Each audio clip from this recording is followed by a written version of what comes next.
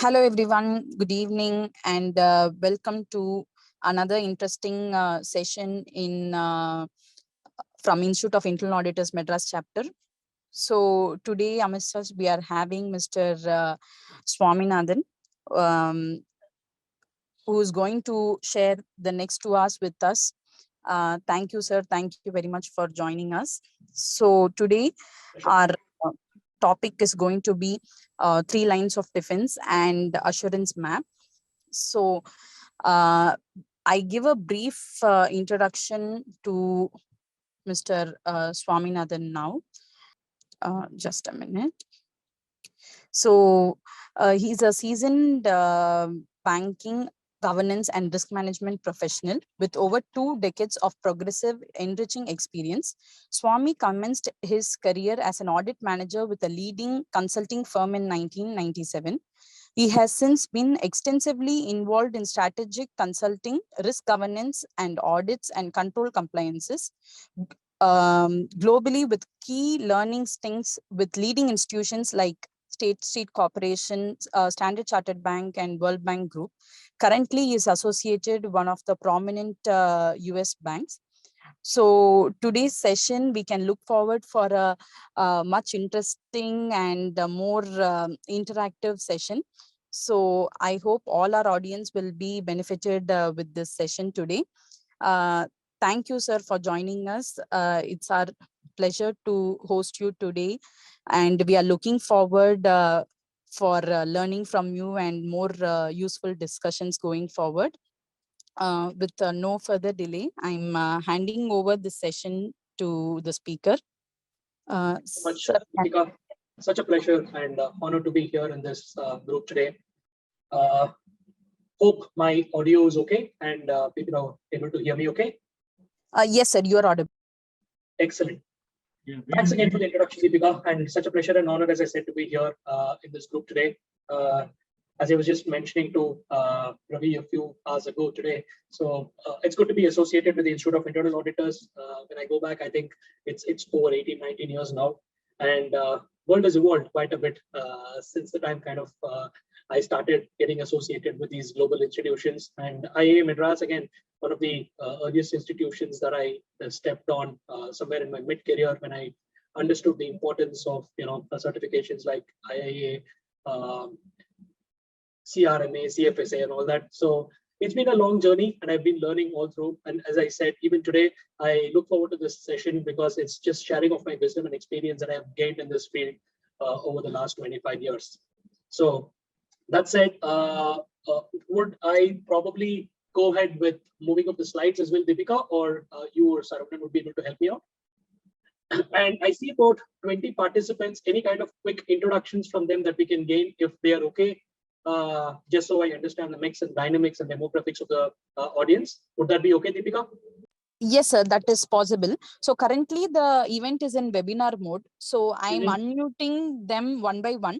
Sure. In between, if they are interested to talk, they can just raise hand and I'll unmute them. Absolutely, no problem. A quick 30 seconds, right? Name, organization, and what brought you to this event. That should be good. And if you're comfortable, that is no kind of compulsion. It'll be good to know so that, when we move ahead with the slides and all that, as I said, it's going to be learning of my experiences and sharing my wisdom and experience of what I've gained. So if that is okay, a quick 30 seconds, which means we've got about 20 people. We will probably finish in about 7 to 8 minutes.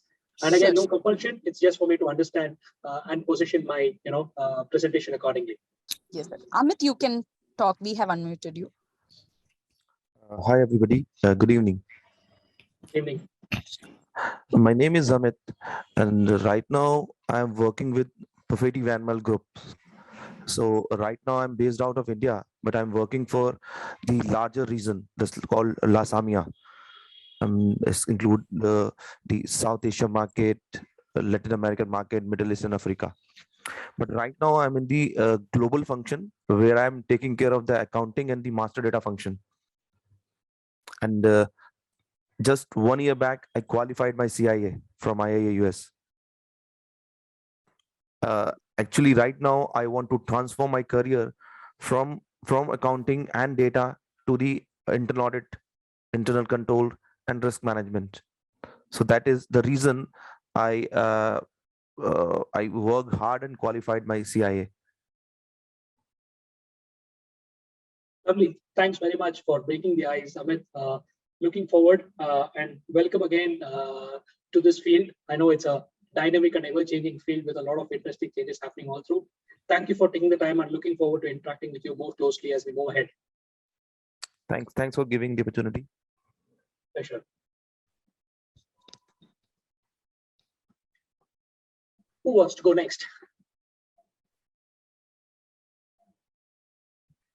Hello, this is Bhaskar.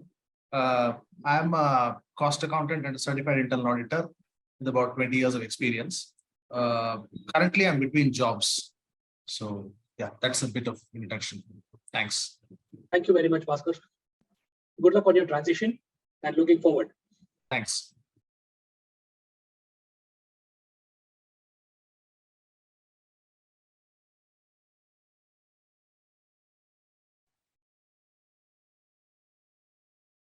Who was the third Hi. one to go? Yeah, hi. This is Rita here. I'm from Mumbai. I'm working with Rispro India. Rispro India. Okay, welcome. I'm sorry, I didn't get your name clearly. If you could repeat it for me, please. Yeah, sure. Rita Shevakramani. Rita. Okay, thanks, Rita. Welcome to the session again. Hi, this is Vijay Gopalan, and I work as a finance manager and material cost analysis for Ford Motor Private Limited. I've completed the CIA certification 5 years ago. That's more to keep learning. Excellent. Thank you, Vijay. Hi, this is Wahida from Ford Motor again. I also work on material cost finance analysis in Ford. I'm a colleague of Vijay. Again, I learned, I completed the certification to keep myself upgraded with the new learning. Excellent. Thank you so much, Wahida. Any other volunteers? Deepika, you can just interlude as the other person gets ready, maybe, or give some introductions to Ravi, who's also with us on the call. So, who would want to go next? Hello, this is Evangeline. I have over 14 years of experience in the internal audit and risk management space. And I'm looking forward to getting back to basics, I suppose, in this webinar. It's always good to revise them, right? It does, yeah, I agree. Thanks so much. Your voice was, going off a little bit, but I think I got the sense of what you're saying. Thanks so much. And good to see a lot of, certified internal auditors, budding auditors who kind of qualified in the last 10 years. Obviously, with the kind of industries and the background that we're coming from, while our experiences in specific things may be varied, I think broadly, the essence of what internal audit was, has not changed much, although there's been a lot of situations, challenges, trending, emerging risks and all that, which has kept us busy. Thank you for that. Looking forward. I think there was a question from Rita. I think it's just being shared. Screen, so we'll have to just give it a few seconds, I think. Yeah, quick introduction on the 3 lines of defense, right? I think it's been over a decade since this word has been coined, as far as I know, right from the internal auditors, Institute of Internal Auditors and GARP. So just to reiterate, when this model came somewhere in the middle of the decade of after 2010, somewhere around 2013, this reiterated the importance of risk management to achieving the core objectives of the organization. So where we moved from. So this move on the 3 lines of defense, as I said, as we go further ahead and navigate across the slides, we will understand that first is prominently the core first line operations and the control management functions as part of first line. So this move to go into a more formal 3 lines of defense is to help, lay down the roles and responsibilities of various leaders, contributors, controls organizations, and more importantly, facilitate organizations improve their GRC positioning, right? The governance, risk, and compliances. And it also acknowledges the fact that risk-based decision making is not just about avoiding risks or treating this, but also about seeking the positive opportunities that comes with, and about taking the defensive moves. So risk as such is basically the effect of uncertainty on objectives, as we all know. So we moved ahead from the classical ages of defining particular risk to more objective-driven decision making, where we start with laying down the objectives of the organization and ensuring that the positioning of the line of defense helps not just in being defensive, but also taking up opportunities as they come. Next slide.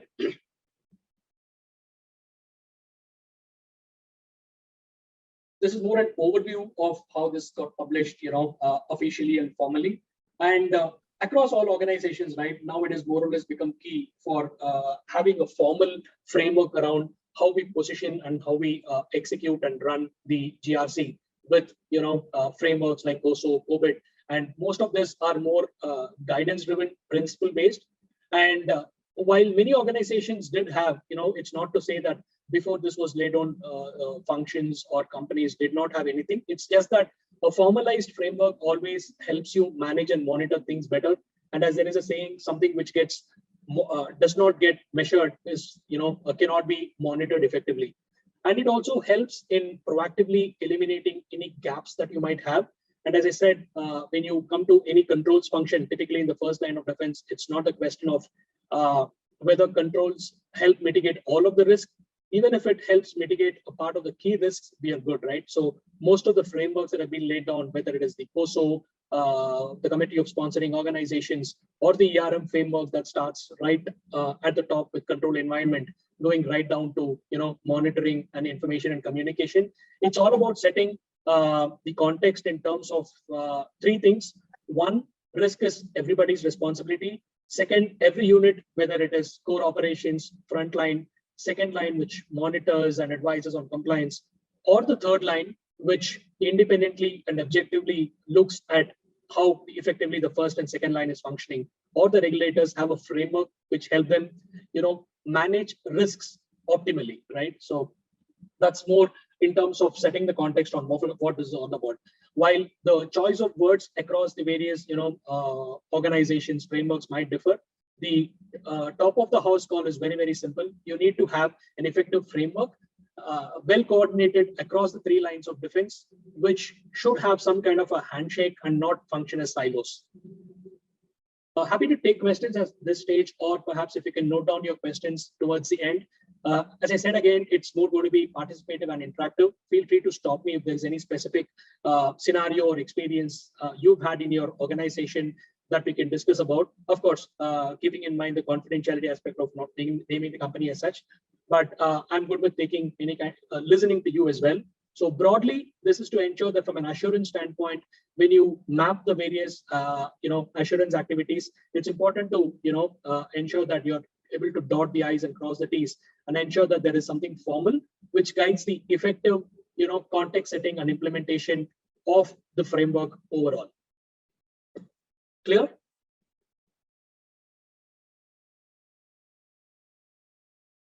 Questions, thoughts, feedback so far?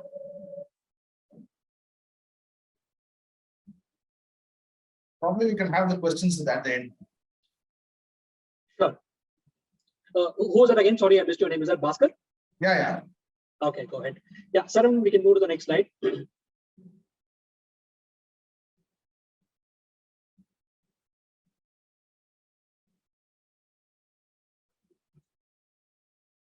So here I'm just trying to create a pillar-wise, interpretation of what each of the lines of defense is all about. So more often than not, there is always, this doubt around the overlap and overlay of what each of these does. So what I'll do is pause for about 20 seconds so that I give you some time to read through what is there in the slide, and then I'll cover at a level appropriate to ensure what I mean for all of these three columns. So I'll take a pause there for about a few seconds to let you go through the slides, and I'll just continue just after a few seconds. Thank you.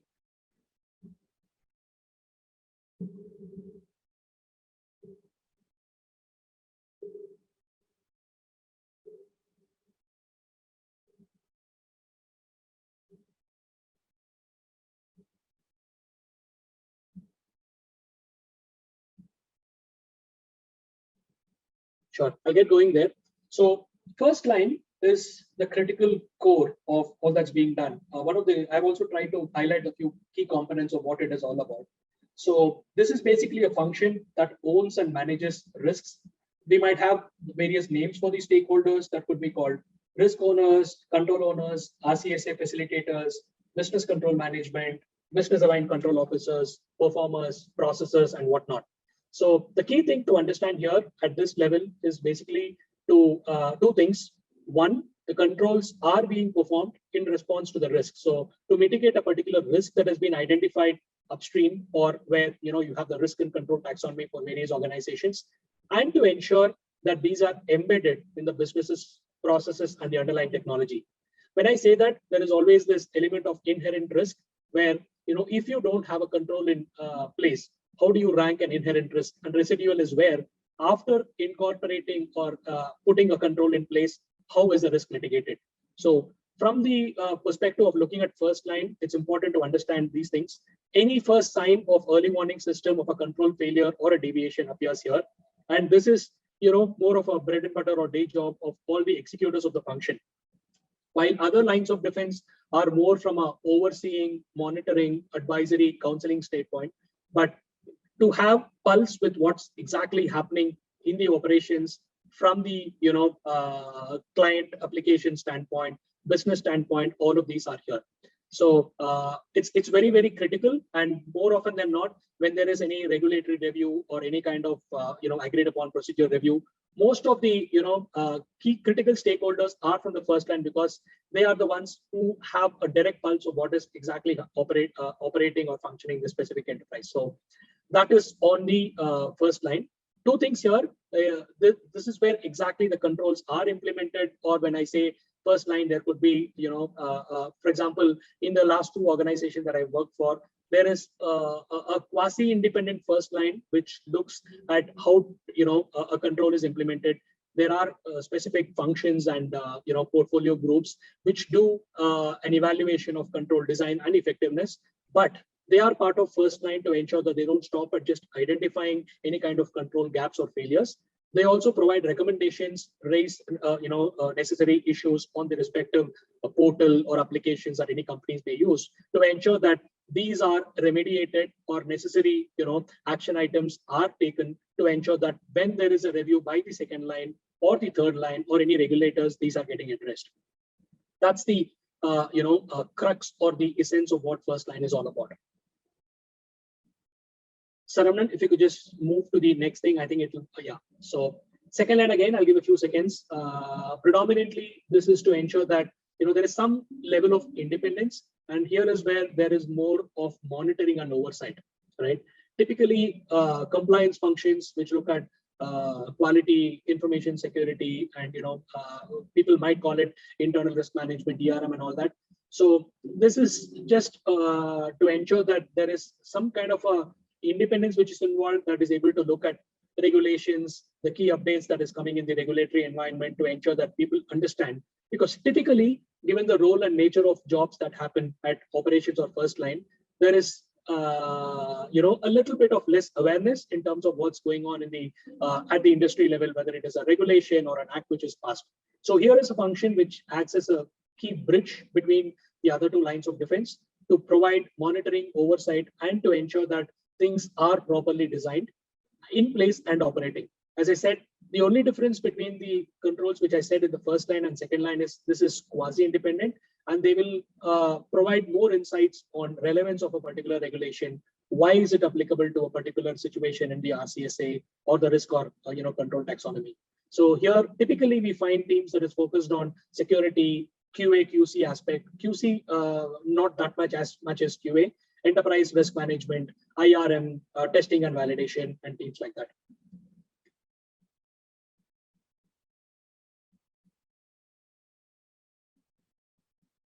Next one. Yeah.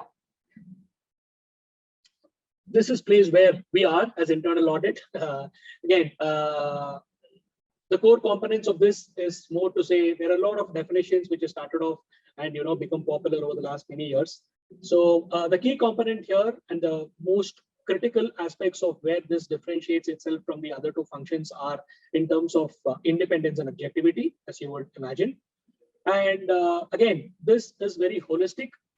It has complete remit and access to opine on governance, whether it is shown at the top, risk management to the effect that how is a risk management established, functioning, facilitating, and the internal controls, and also to have, to opine on the manner in which how the other lines of defense are functioning, specifically when it refers to having relevant control objectives. So this is typically represented by independent internal audit teams, and these are, this comes with a position of pride and prestige for two reasons.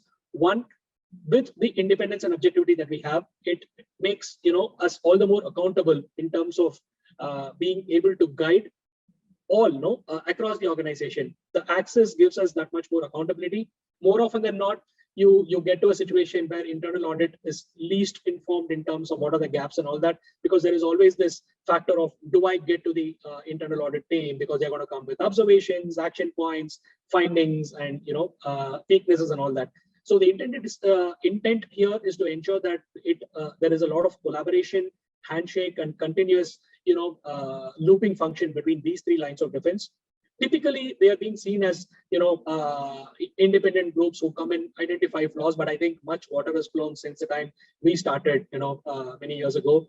These days, in many organizations, there is a lot of collaboration, so much so that I've seen a lot of groups, functions, and individuals moving across and playing roles across the lines of defense to kind of understand how each are typically distinct. So from an internal audit standpoint, here is where we stand. And as I said, if anyone were to ask, a couple of bullet points or an elevator pitch of what internal audit is all about, it will always be independence and objectivity. And that comes with a lot of responsibility as such for us to be updated on what's happening, because more often than not, we've seen a lot of issues, problems, scandals all across the globe these days, where internal audit has been held responsible for reasons which probably did not even get to the table. In as much as they might have had a finding or an observation, the management's response would be, it is within our risk appetite. And even very recently, in a lot of highlights or limelight news, we've seen that internal audit, in as much as they've identified, the observations were not taken necessary cognizance of, which has led to the situation where these are today. Not to mention banks, but it's important that internal audit team gets its due. And more importantly, they earn the name that they get, right? So it's not that that position gives you that element of pride saying that, hey, I am an independent, I like to be objective. It's important for us to keep ourselves updated. In the introductions as well, I heard a lot of people who are looking at switching from the first line to the third line to, and from data analysis to here. There is, it has evolved quite a long way. And if someone were to ask me, are we there where we have to be? Probably not, because there is always room to improvise and get better. But more importantly, if I were to call out a couple of bullet points on what this is all about, it is all pervasive. It comes with a position of accountability where we've got to earn that seat in the table. While it comes to a large extent in terms of positioning, it's important for this group to continuously update, learn, and get themselves equipped with the necessary tools, skills, and experience. Because it's not that you get a certification, you come with an experience across industries. So it's never a place where you can be sure that everything is fine. You've got to continuously upskill yourself, reskill yourself to ensure that you stay abreast of what's happening, not just within the industry of the various organizations that you're working, but also in terms of the generic things that apply. It could be data analytics, it could be artificial intelligence with a lot of automations coming on, report writing, what are the aspects to be covered, how do you typically write an executive summary, how do you take a particular issue to a top or a middle management or a control stakeholder. It obviously comes by experience, but it's important for us to continuously upskill ourselves and understand the position and pride that this internal audit comes with. Hope I was clear there. Saravanan, just stay on this slide for about 10-15 seconds before we transition to the next one. And Deepika, I hope you're being good on the time flow and all that. If not, just let me know. Yes, sir. No issues. You can, it's going good, sir. Okay. Swaminathan, just one clarification. See, the first line of defense, are we talking of the line functions like sales and production, or we are talking of some other support functions there? So it's actually a combination. Interesting you had this question because when you come to first line, it's actually where the work happens, whether it's sales or productions or the business flow. Sales, all production, of these, or in services, yes, sales and delivery. correct. It Are actually, these the functions which constitute the first line of defense? yes, they are as well, which is why I said when you look at the first statement where I note the control owners, risk owners, where exactly the pulse is happening, right? So it's a combination of, more often than not, there is this misconception or misinterpretation that when it comes to line of defense, it's always a control function. While if you look at any divisions within a bank, whether it is a banking or a financial services, short answer, yes, each of these functions themselves are first line of defense, because to ensure that risk is managed optimally, it starts at the place where risk is emanating. Yeah. Right. In addition, the support functions which are set up as part of the respective, just to provide that cushion to the other lines of defense. Hey, you know what? I also have some folks who have some knowledge in this domain. So again, a good question. The short answer is yes. Where exactly the pulse is, whether it's stage, sales or production or service support, those are typically the first line of defense as well. Okay, thanks. Does it address the question? Yes, yes. Perfect. Thank you. And also, this many organizations now, in spite of the internal audit function having evolved for a long period, you still find many organizations the internal audit function reporting to the CFO or to the company secretary. How do you think that should change, and how do you think that that will impact the independence objective? Good question. Thanks again for this, Bhaskar. Yeah. So typically speaking, I think it definitely has to be to the independent audit committee of the board, right? At least there have to be clear guidelines on functional and administrative reporting. More often than not, I think to be fair to the industry and to the domain that we are working, things have kind of changed. Although the technical requirement of functional independence is still not there where we want. And if you recollect, I mentioned earlier that of all the banks in the limelight that we have now for the wrong reasons, right? We look like there was one bank which has functioned without a chief risk officer for close to a year, right? Where internal audit had pointed out in their report that there is something which needs to be addressed, which was not. So from a functional standpoint, it's imperative the positioning of this function is placed in such a way that there is independence and access to the audit committee of the board. While administratively, it is okay to be to the CEO or CFO.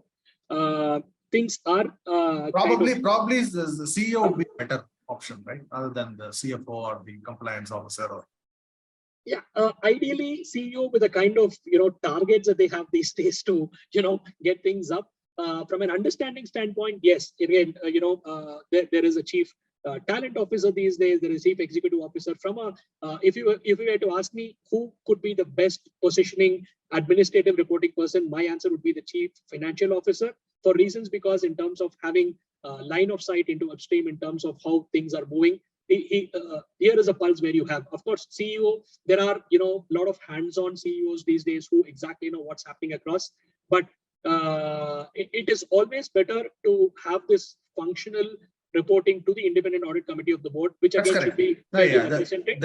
On that there is no doubt, but only administratively I thought, because the reports to the CFO, then the CFO's function is also being audited, right? Yes.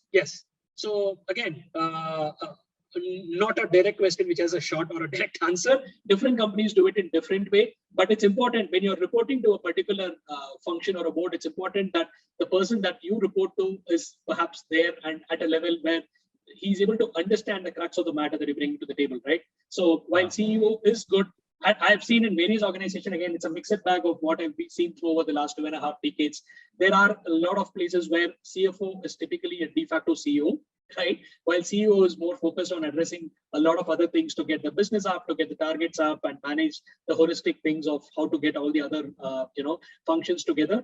But again, not a direct answer. I'm sorry, I'm not able to give you a direct answer, but broadly, the intent is to position it in a place where you're able to do justice to the job and give credibility to the function that's being served on, if that helps. Yeah. Okay. Can I add on this? Sure, please go ahead. And your name, please, just so I know. Amit Kumar. Yes, Amit, actually, please go ahead. Yeah. To my knowledge, generally, it's a board of director or the investor generally decide the positioning of the internal audit department in the organization. Generally, they decide. But nowadays, a new thing is happening.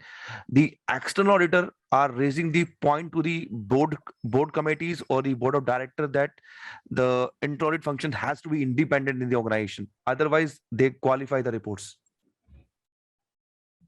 It's nowadays it's happening. That's correct, Amit. Yeah, internal audit was always supposed to be independent, right? To be fair, it's just that by virtue of certain, what do I say?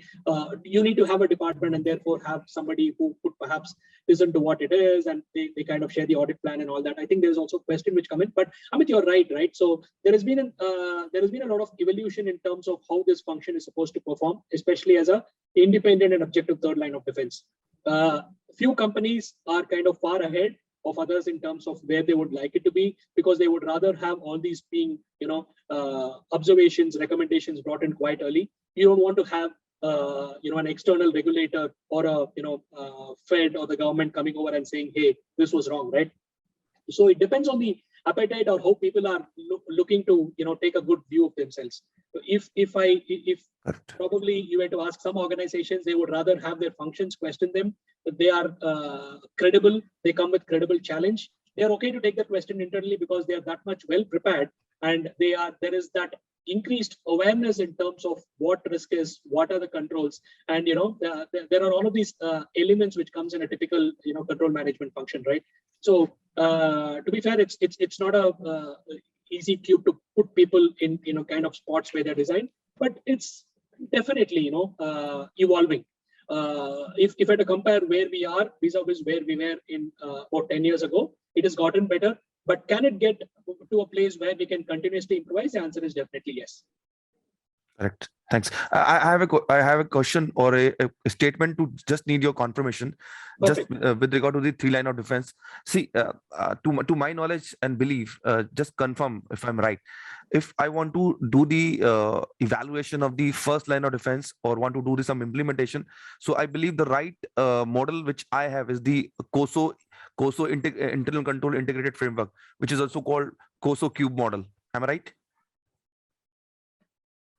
Yes, and a no. I'll say why I say yes, because if you were to have some kind of a robust framework, which is there, it started with a internal control integrated framework from 1997. The first change was made in 2013 and all that. It's more a guidance framework, but which is more principle driven now. But in terms of having a structured way of looking at control environment, risk assessment, risk evaluation, monitoring and communication, the answer is yes. But to say whether the other functions are aware, because if you just go to a function today and say that I'm going to audit you and this is the framework that I'm going to follow, they're going to give you a blink and say, hey, what are you talking about, right? So it depends on the awareness which is there, but broadly, yes. And the what about what I need to choose? I mean, the COSO Helix or the ISO 31000 for ERM? Right. Both have got their own merits. I mean, the ISO 31000 is more recent in terms of, again, these are more framework and guidance driven, while one is more focused on principled aspects of what should be. The other, both are kind of frameworks which has got their own merits and demerits in terms of comparison, right? So it is not that one size fits all. Depending upon the organization, their level of maturity, there are organizations where they hold themselves to high standards, International Organization for Standardization, we will follow 27001, we will follow, BCP standards and all that. There are some organizations which are more pragmatic and generic in terms of what suits me and what is more relevant for me, I'll take. It's never a ready bag of what to choose from, but when you consciously choose something, it's not to say that I will, hold myself to all of these elements of COSO, because more often than not, there could be situations that something may not be applicable to you. Okay.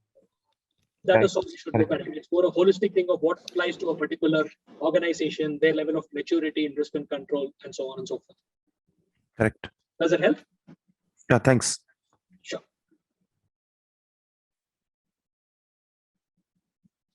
Any other questions as I go through the Q&A as well?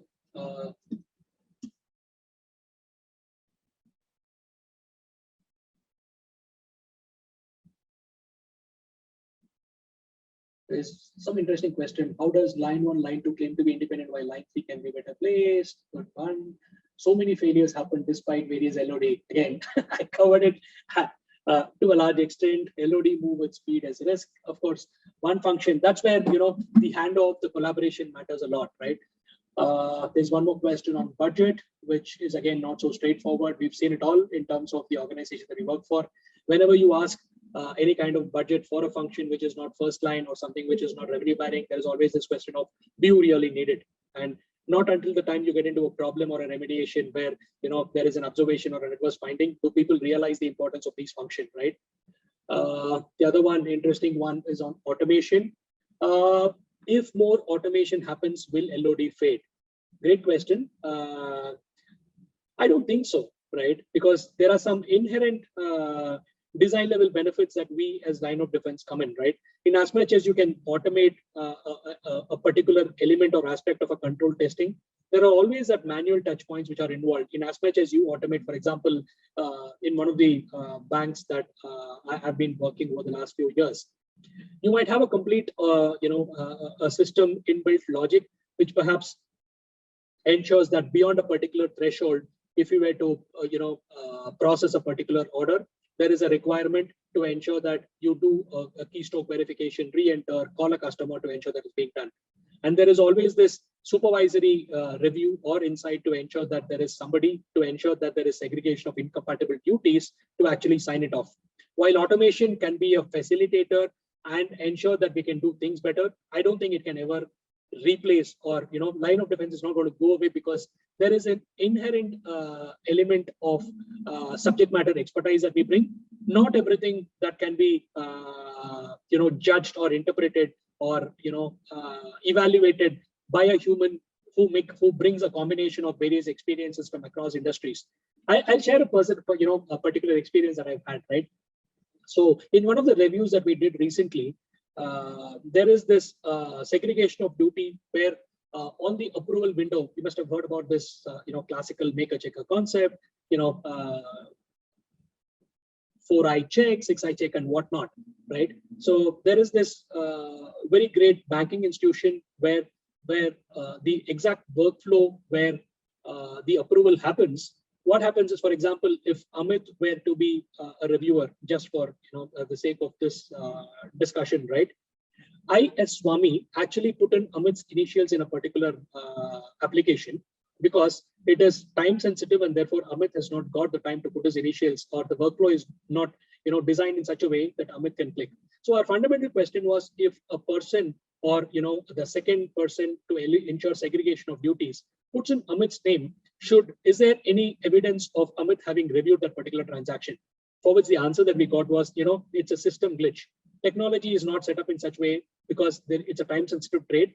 As long as there is a drop down where I pick Amit's name and put his initials, it's okay. And interestingly, the box or the validation box where I put in Amit's or Bhaskar's or Ravi's name is a free text, right? I can put in whatever. In as much as by design they've tried to get that through, but the fact of the matter is, if you were to ask for evidence in terms of is this control operating as effectively as it ought to be, it is not. So some interesting situations like that, where in as much as you will have a belief or a firm understanding that things are okay, things are actually not okay, because when it comes to any regulatory reviews, unless you're not, it's like the saying, right? I trust you, but I need to verify to ensure that my trust is best placed. Does that help?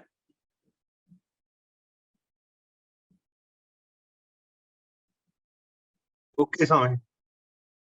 Great. Can big organizations only afford LOD? Certainly not. So it's the question of ensuring from the structuring and the framework. It need not have to be $1 million budget line of defense all the time. Depending upon the appetite, depending upon the importance, and again, it starts at the tone of the top, right? In as much as the leadership, the key stakeholders understand the importance of this function, right? The proof of the pudding is in the eating, and therefore, in as much as they understand the importance of these functions, that's when it's not a question of affordability. It's the question of how open I am and how I'm able to make myself accountable to ensure that I would rather have somebody inside help me with remediation. Help identify the control gaps and remediate it for them, rather than being unaware of what's going on in the industry. There is a lot of emerging risks. There is a lot of changes happening in the whole banking financial services world, where it's virtually impossible to be on top of everything all the time, right? Good. Any other question?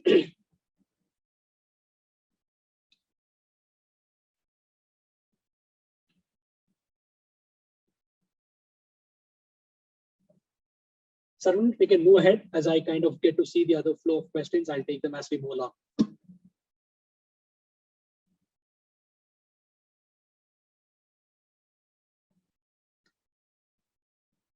Yeah, this is more, again, self-explanatory one on what exactly is all about. There is always this confusion of how different a risk owner is from a risk manager.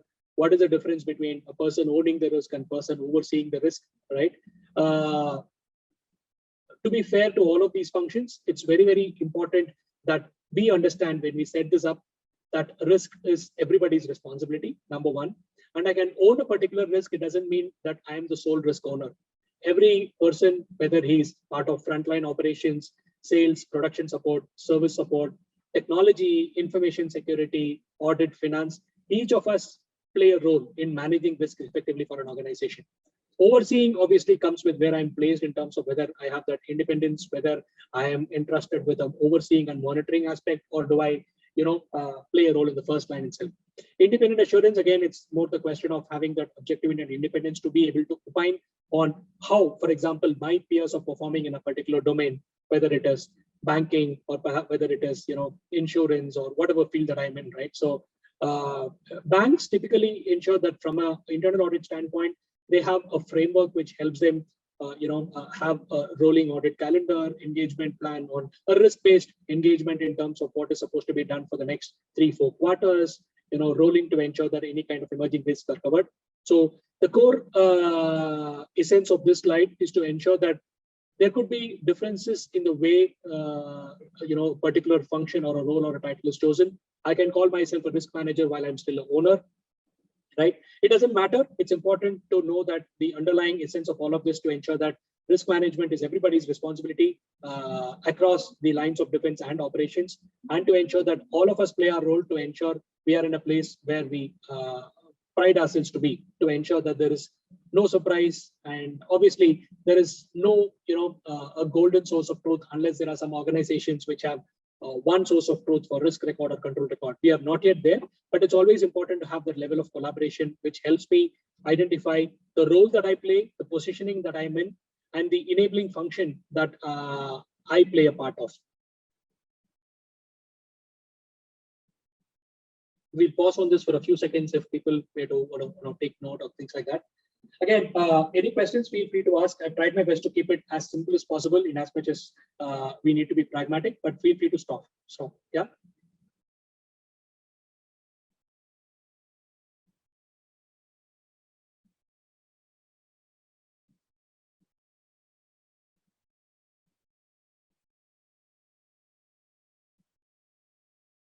Next slide.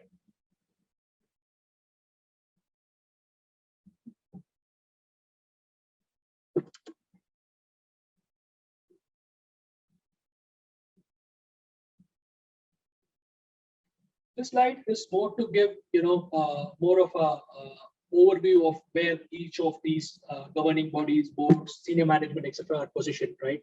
So, as I mentioned earlier in one of my slides, the core function where internal control measures are implemented, are staged, are, the first line management controls. There was one of the interesting questions earlier, are functions themselves the first line of defense? So the answer is an emphatic yes. It's not to say that I'm not a control person, but I'm more a processor or a business owner or whatever.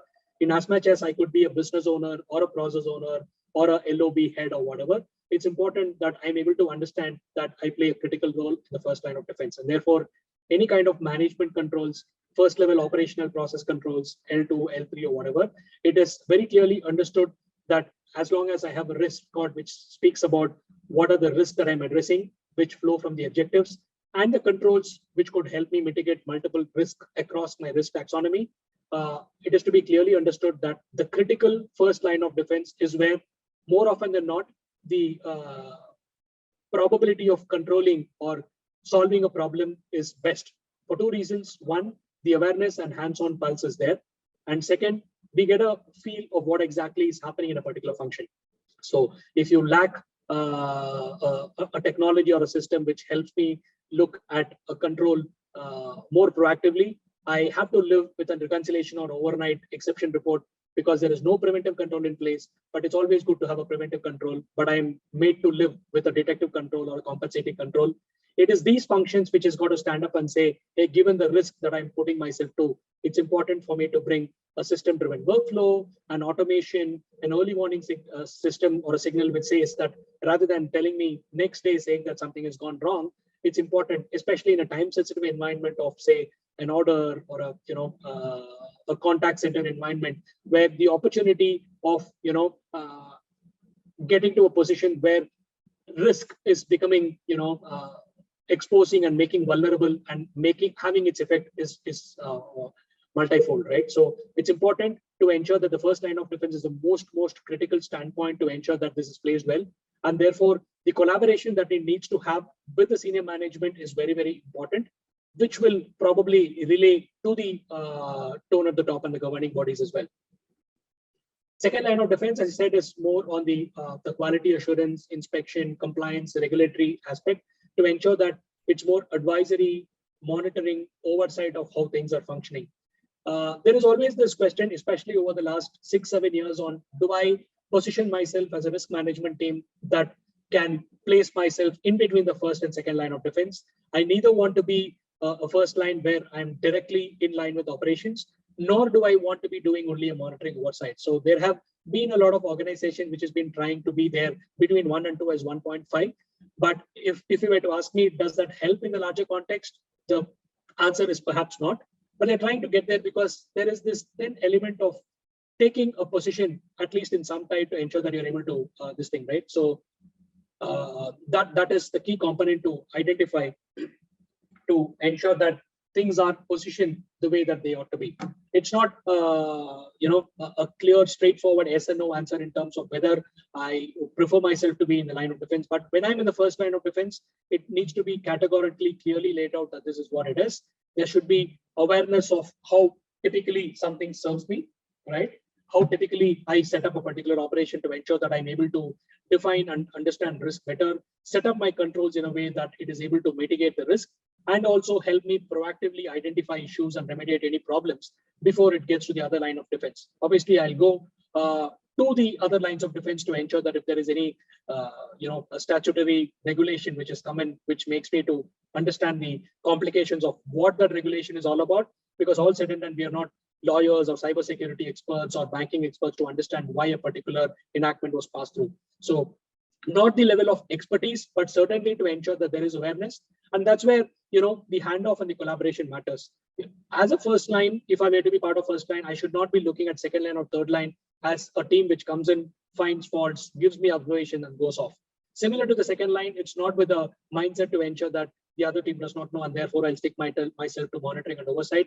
Third line, again, not to just say that, this third line definitely has evolved very greatly over the last few years, right? From the time where they've been absolutely siloed to the place where we are now, where there is regular collaboration. I've seen a lot of reviews, audits, and first line control evaluations happening simultaneously. So there've been a lot of reviews where all three lines of defense sit along with a control owner to process owner to understand how a typical process is structured, how a control is placed, how a particular process is carried out, in so much to the extent of writing down the process narrative, job aids to identify places where controls are positioned and all that. So that's a good example of collaboration, right? So while there is this thing of the expectations could be slightly different in terms of what a second line and third line looks at, in as much as they're able to collaborate and solve the big puzzle in terms of where we need to get. I've been very fortunate to be working in organizations that have embraced all of these things very proactively, and more importantly, taking a pragmatic view of how things have to be looked at, right? So it's not that I have early, direct access to whatever the lines of defense that we have to see counsel and then are things okay, and also to proactively and voluntarily self-declare, hey, I have an issue, can you help me address it? It's not a question of saying, if you're smart enough, come and identify here is a flaw. I'm not going to tell you what my problem is. So much has evolved in terms of how these lines of defense have kind of matured. These are times where there is larger collaboration. there is larger openness and transparency on all each of these functions look to each others in terms of what guidance and how they can mutually help to get the organization and the lines of defense get better.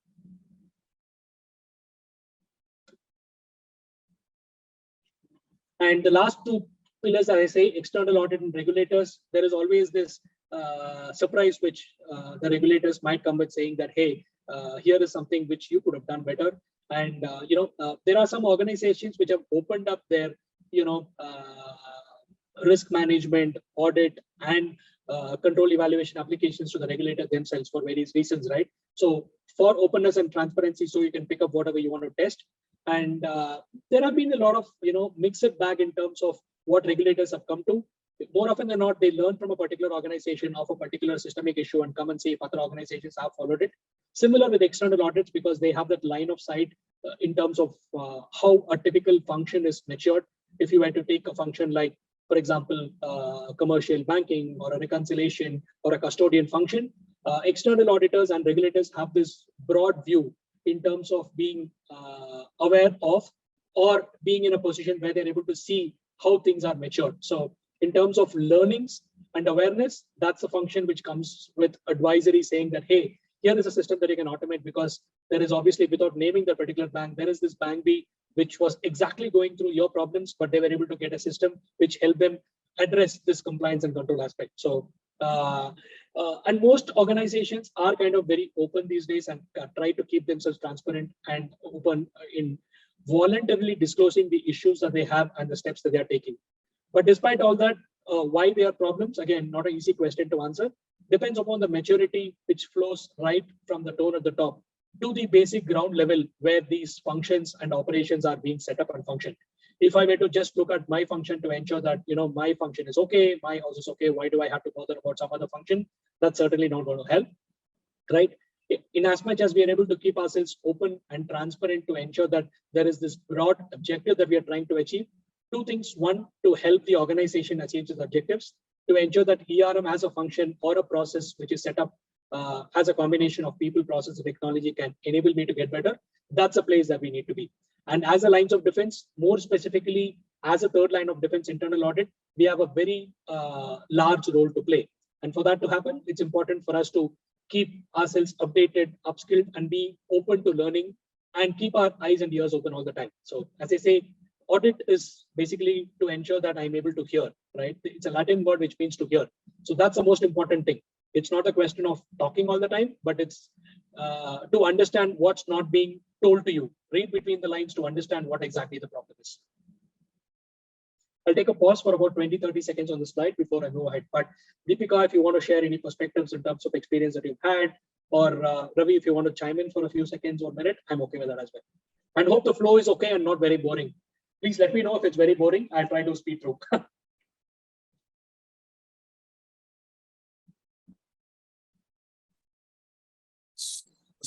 One question. Hello. Swaminathan, one question. Yes. Where does the investor fit in this? Shareholder, investor?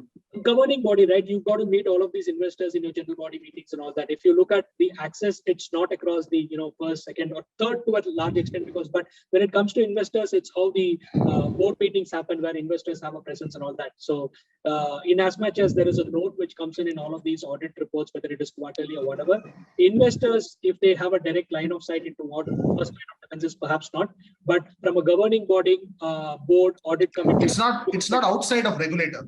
I thought it might be outside of regulator. As in? No, the investor's position, probably external audit, regulator, then investor. Yes. Yeah. But all of these functions, right, they don't have a position where they conduct the board meeting where investors are participating as well. So if it is from, you're saying if it is a separate pillar in itself? It's around, separate pillar. Mm-hmm. Hi, Swami. As well, but if their perspectives are being listened, I'm not sure if I've seen various things where they can kind of, sustain themselves as an independent pillar as such. Sorry, somebody else had a question? Yeah, Swami, can you hear me? Yes, I can. Yeah. My question is, why is senior management shown separately? Isn't it a part of the first line of defense, or am I missing something? Good question again. It's senior management. It's across the lines of defense, to be honest, right? So at times it could be part of first line. For example, if you were to have a ERM head, technically, they have to be in the the second pillar that I've shown. Senior management, top management is across the three lines of defense. I mean, including internal audit, to be honest. It's not that senior management should only. And again, to reiterate the fact, it is imperative that there is a representation of the senior management in the first line of defense as well, because that's where, as I said earlier, and at the cost of repetition, that's where the pulse is. It's not to look at dashboards, it's not to look at MIs after they come in to say that, hey, I'm only going to opine. So short answer, it's across the lines of defense, and they play a very, very important role to get into the top management to ensure that any concerns or any issues across the lines of defense are getting addressed. Does it answer your query? I think typically the senior management would be the C-suite, right? CEO, CFO, COO. Yeah, I mean, in some companies you have one level downs also, where the CXOs call themselves not just top management. There is a second layer, which leadership, which has functional representations of all of the core pillars and all that. So that's kind of interchangeably used. But typical positioning is like this. Can I add something here? Yes, please do so. Your name, please? To my belief, the position of the senior management prevail over the all three line of defense. In the first line of defense, the senior management works with the operation management. In the second line of defense, senior management work with the risk management. And in the third line of defense, senior management work with the audit management team. So all across, senior management prevail over all three line of defense and responsible to the board of directors. Am I right? Yes, you got it kind of right. But last thing on board of directors is something which may not be prevalent in all organizations, right? But the first part of the thing that you said was spot on, right? So depending upon the positioning that I have across these lines of defense, I play my role. But board of directors is something not everybody could have access to. There could be a representation from each of these functions, but not necessarily always.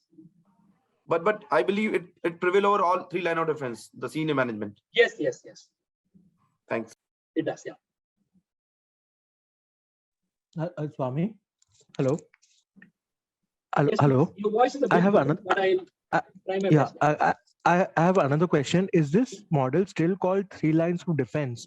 Because there was some update in 2020. It was called IIS three lines model. Sorry, I was not able to hear you very clearly. You were kind of dropping off. If you could just repeat it once for me, at least the last section. Hello. Go ahead. I can hear you, although it's a bit feeble. My question is that is this model still using the word defense? Because there was some update in 2020 where it was called three lines model. And any specific research paper or the institution that you're referring to? As I said, a few people generically call it the line of defense. It's always a line of defense. As I said earlier, the coin as such was termed sometime in 2013, I think, that's when it came formally first time from GARP and IIA. But generically speaking, 3LOD, LOD, three lines, it's kind of interchangeably used.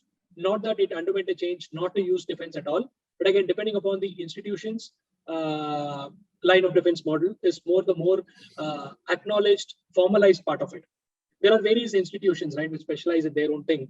But no, because I'm sorry to cut you. I'm referring the IIA model only because there was some update on the IIA global site that it's called three lines model in July 2020.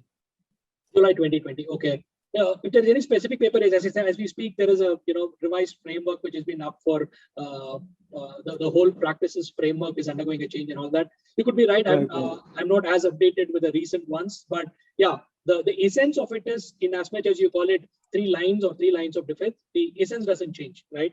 So right from the time when audit and review started, going back to the Enron days or the scandals that we've had within our own country, it's not that I did not have a particular line of defense. It's more, unless something gets formalized, unless something gets monitored, and even in the wake of recent cases that we've seen, it's the basics that have been fundamentally found missing, right?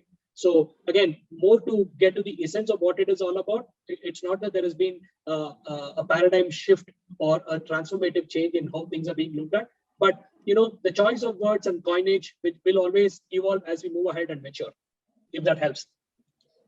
Yes.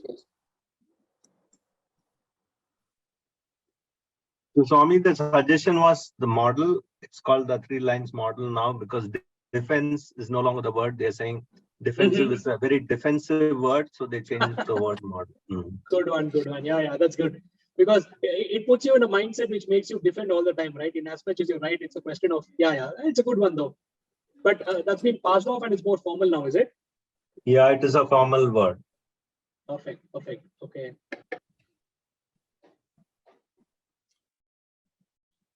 Any other perspectives from you, Ravi, in terms of, again, with the kind of line of sight that you have across organizations and the reviews that you do? Most of the concepts today are getting into a lot of specific suggestions. For example, fraud risk is becoming a top priority across board. And so when you have a concept of risk and thing, the first question boards ask, okay, which line of defense will cover my fraud? Which cover risk is line 2 and 3? If internal audit doesn't find it out immediately, what do I do? So fraud risk, we're seeing more often coming up in more board level discussions.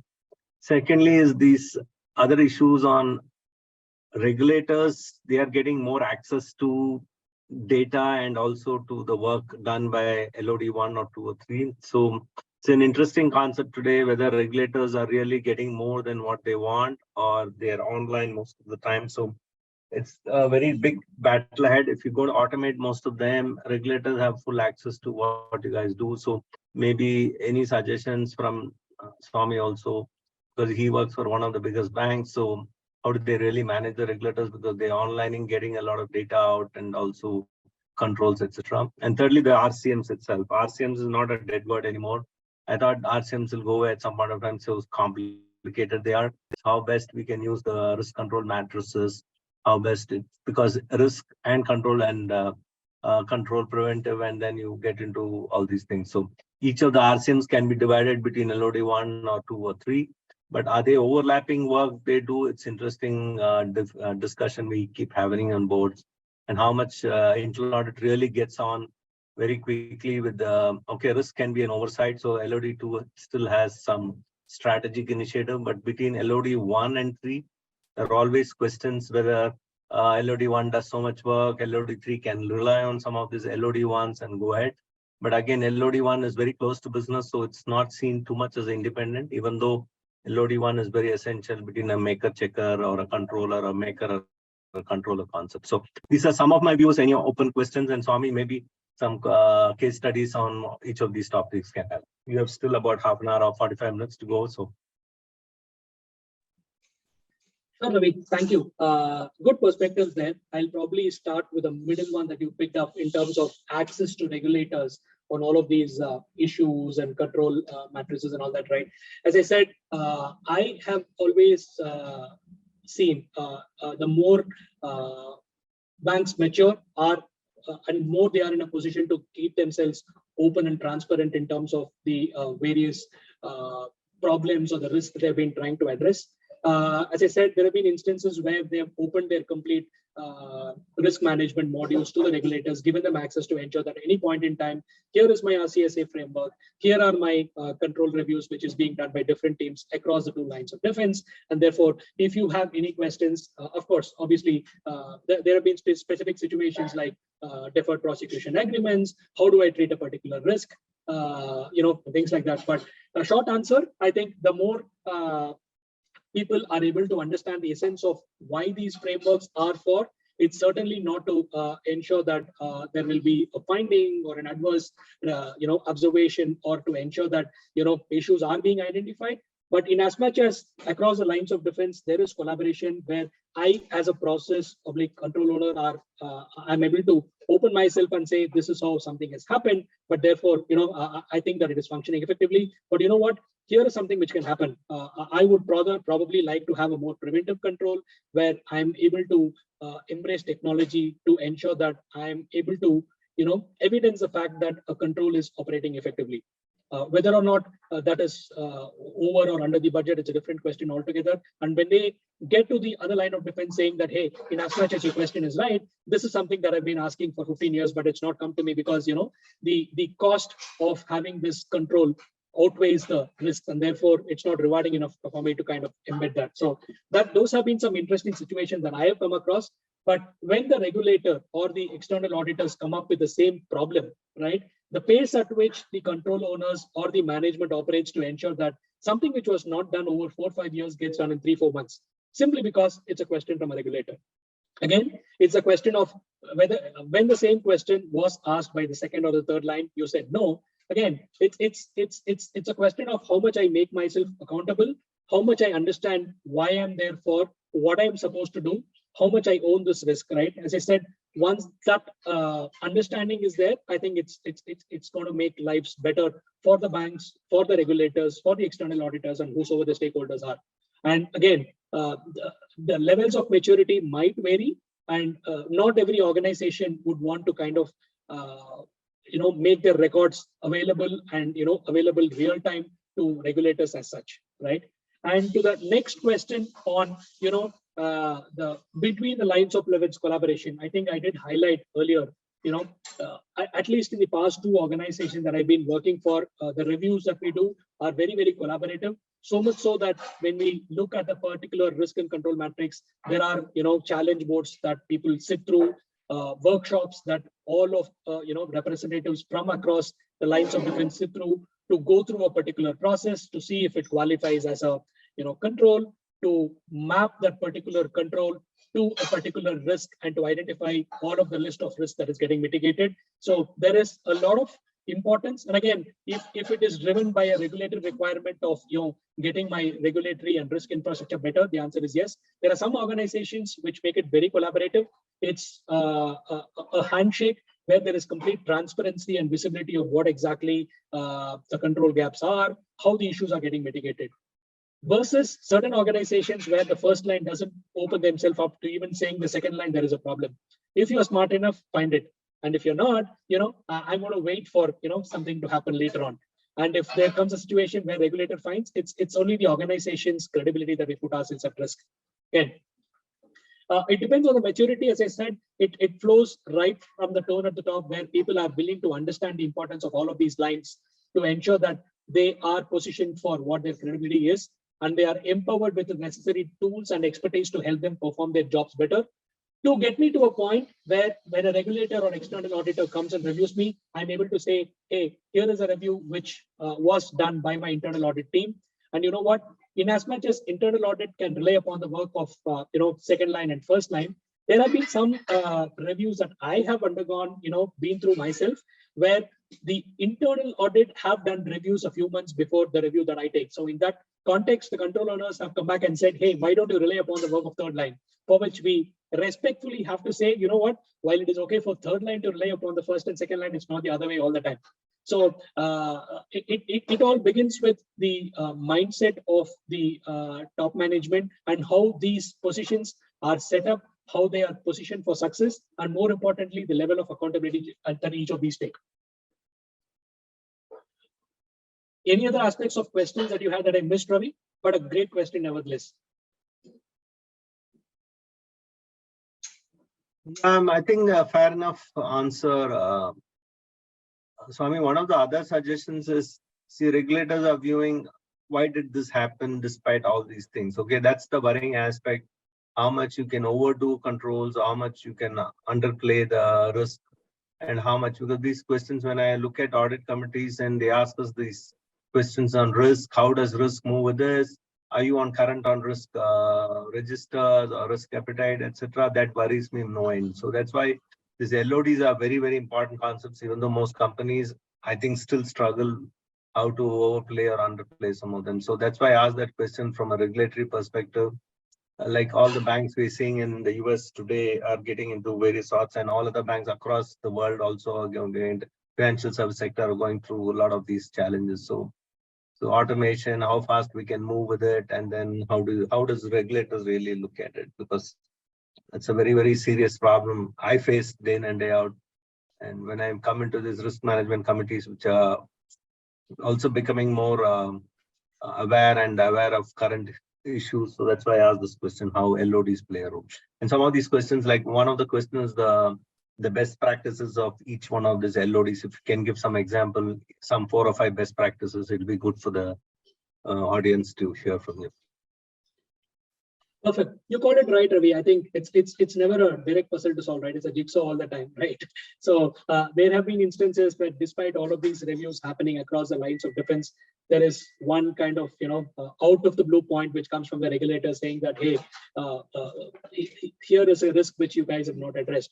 While you've done your bit to get there, but you know what? Again, not to name a particular institution as well, there have been various institutions which have been guilty of practices, whether it is sales, conduct practices, awareness, or even on the level of transparency that is expected to be provided to their clients or institutional audits or whatever, right? So it's never a straight answer in terms of how I make myself open to. But that having been said, I think in as much as I'm able to keep it as simple as possible to cover the essential elements of where I am, not overcomplicating a particular thing to say, like, you know what, here is a control that you have. Have you mapped all the risks which have to be aligned for this? You can never get to a situation, because with the kind of the risk registers and the risk taxonomy and the control taxonomy, which is ever increasing as we speak through, it is important to obviously get to a place where we are optimally there and not.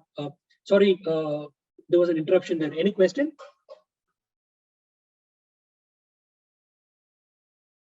Sorry, go ahead. Sorry. Yeah. I thought there was a question there. So from a best practice standpoint, as I said, 3 or 4 things that I will perhaps call out, right? One, in as much as as I said, one of the recent organizations that I've been working for last few years, right? They have a clear-cut calendar in place that runs for the next few years in terms of how they help, how they need to fortify their risk and regulatory control infrastructure, right from the point where a particular operation or the risk assessable unit is identified, to the position as to how they are able to address and bring in the controls to have them, the control design and evaluation being done, to the question, to the point where there is a first line, second line issue verification, validation.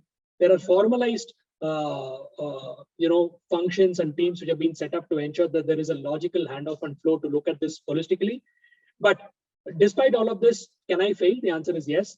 But am I getting better in terms of how I am addressing all of this? Perhaps the answer is yes. So from a point where I was completely lost and I'm just limited to hearing from the control owners that this is what it is, and moving on from looking at a multitude of documents, which could be desktop procedures, job aids, screenshots, to being in a place where I have a more formal control documentation, which essentially looks at what a control document should look like, what are the essential attributes that a particular control should have. Typically, there are this concept of typical, attributes. Who is the control owner? Is my control document effectively maintained? What are the typical aspects to be covered? Who is the owner of this document? What is the frequency of the control? What are the risks that it is helping me address? The systems and applications to be used. We've gotten from a stage where it was all, a half-pager document to a 200-page document. Somebody calls their desk procedures to be control documentation, to a place where we are today, where if I go to a person in, say, a New York or a London or a Singapore today and ask them what are an essential attributes of a good control documentation, I'm happy to say that there is this level of awareness of how a process is different from a control, and how does risk emanate for a particular function. So things have evolved. We are getting to a formal positioning where there are portals being set up to help people continuously educate themselves, make themselves aware, go through the necessary compliances as well, to ensure that they are not just looking at their processes, but also are able to understand the upstream and the downstream of what are the risks which emanate upstream and downstream, to look at what controls actually mean, how they help mitigate a particular risk factor.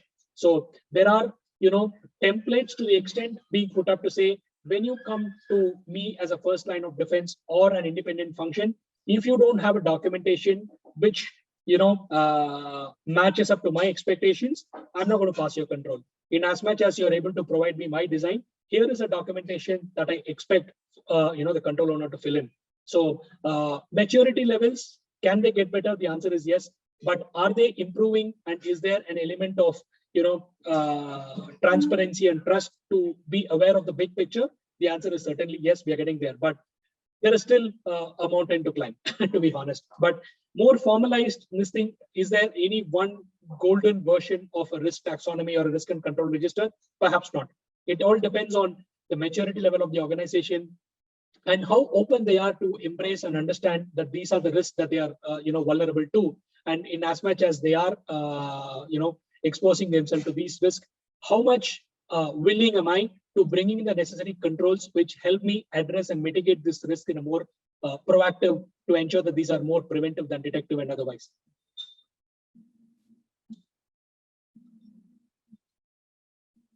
To a certain extent, does it address, Ravi and others? That's okay, Swami, go ahead. Sure. Next slide. Again, this is more from the the recent updates to the COSO model and all that. This can come as a reading material to you.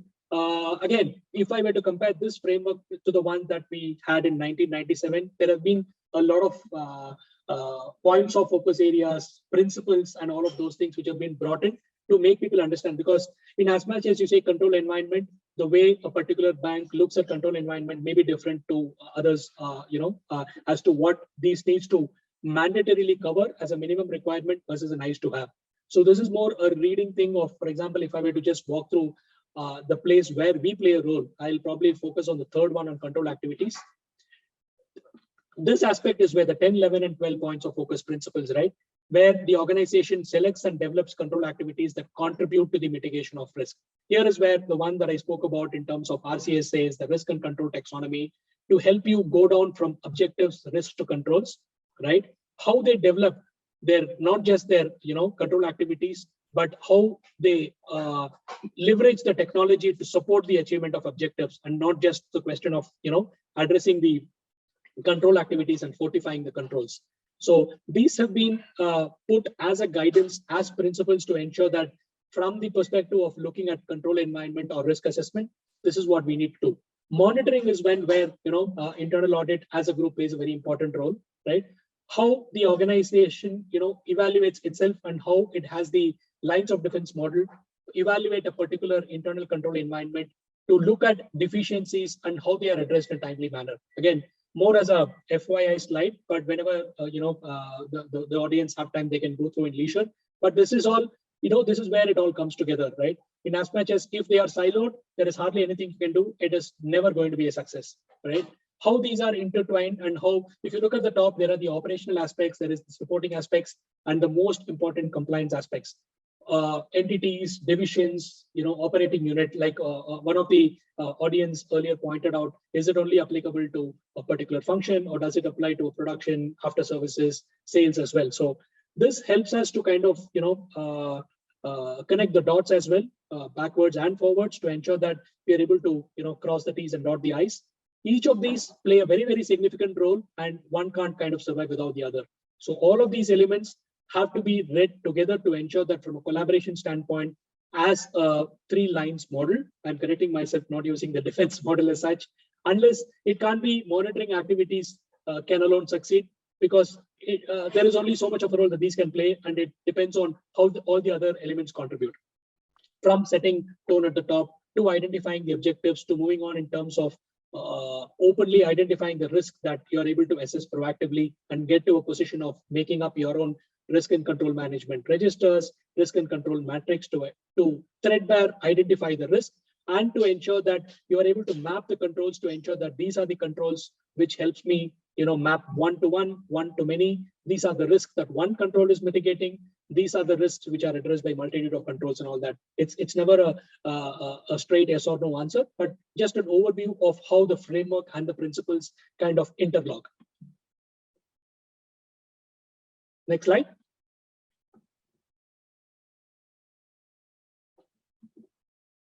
Here is another important thing on how, while there are some institutions which look at high level, focus areas like strategy, governance, and all that, it is very, very important to kind of bring them all together, right? So how important is business planning vis-a-vis execution to monitoring, adapting at a high level? It is equally important that how you kind of map them to the overall objectives of your particular function, of your particular division, of your particular company. Unless they are integrated, and if these are silos, it is a perfect recipe for failure, right?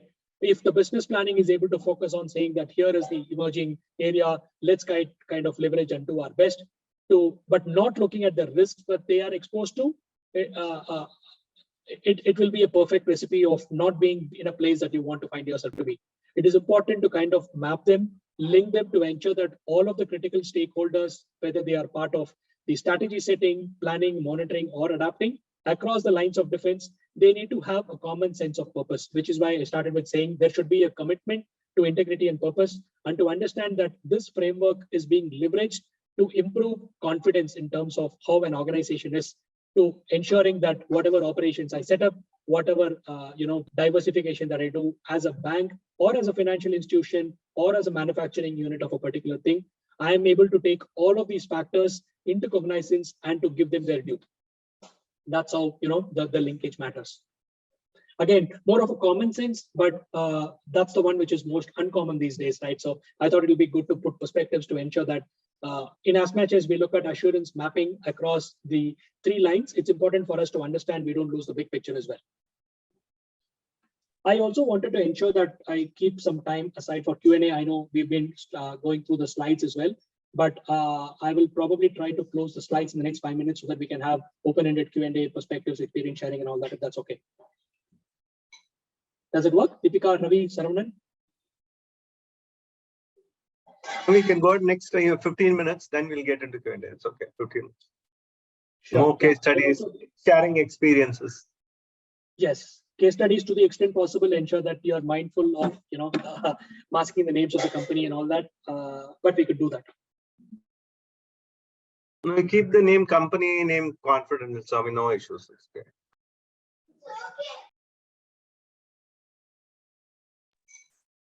Next slide.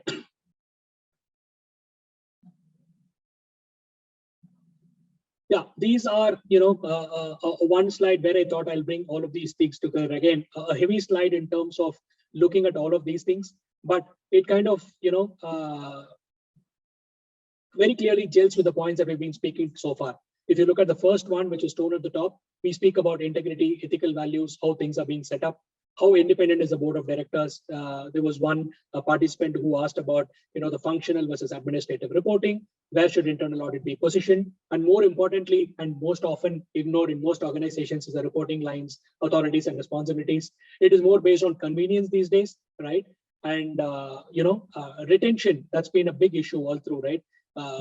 With the kind of situation that we've gone through in the last 3-4 years, especially, it has been so difficult to retain competent talent, more so because there is competition. There is a lot of things happening where there's been layoffs happening because businesses were not set up to function the way they ought to have been set up in the environment that you're working.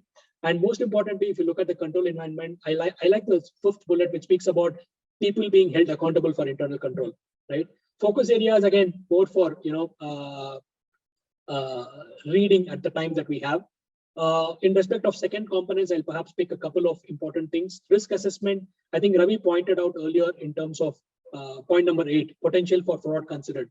More often than not, in many organizations, they kind of overlook this simply because they say, given the way my function is being set up, or my role in this organization, there is so less opportunity for a fraud.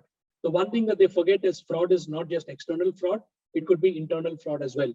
And the way any kind of deceptive setup where I can, expose myself to a particular risk not getting mitigated. And, there are some functions which might feel that, I have a robust function with, line of duties, with a 4i pair of checks. And these are very, very sensitive when it comes to situations like, banking contact centers, where there are trading services happening, where there is, functions like account maintenance, operating functions, static data maintenance, and all that, where people more often than not overlook the fact that they are exposed to fraud as well. They fail to identify that this is the risk that they've got to address, And then when it comes to a situation of, the workshops that they undergo with RCSA, that's when they understand that they are as much exposed to risk as the other functions are. They not necessarily need to be a front office function. It could even be a middle office or a back office function. And it's important to keep a constant tab on the changes that are being getting assessed. Change management, some perspectives from the leadership group also here, right? That's something which is more often than not overlooked. If you look at change management, that's the most flawed. People don't look at this at all. They feel that as we kind of grow, embrace, and get better, there is so much less need for change management. But I don't agree to that anytime, because a robust change management is very, very important in as much as having the necessary, transaction audit trails and all that. While there is so much that you can do to evidence the fact that you've done your job well, unless you have a proper trail and change management to formally have, an environment or a function, or UAT, or, in a typical technology setup, you're not just there. It's only a matter of time. It's a ticking bomb. From a control activity standpoint, typically, as I said, predominantly along the first and second lines of defense where control activities are selected. And again, IT controls more often overlooked, because identity access management has been one of the things which has been hogging the limelight overall of late. There has been fundamental flaws in the way, identity access management is being carried out, more so in terms of periodical reviews being done thoroughly. There have been instances where people who have left jobs are still having access to third-party applications which have been overlooked. While, ping federation and single sign-on can only get you there. Unless you integrate these IT controls with the business controls, it's only, a matter of time before you expose yourself to a particular risk or a failure or an issue. And again, to reiterate, at the cost of repetition, if you have controls deployed through policies and procedures formally, that's where it helps. Again, in the organization that currently I work for, there is a separate page that has been laid down for the control function policies, procedures, which maps it to the enterprise policies and procedures that what people need to be aware of. Ignorance of law is no excuse. You cannot say that I was not aware of it. There is a regular training program where you are made aware, and even though a particular training may not be as directly relevant to you as a function, you still have to be aware of it, right? When it comes to cybersecurity, phishing, where there are signatory or authority limits in terms of what payments are. I may not be part of a function which processes a particular payment or a trade.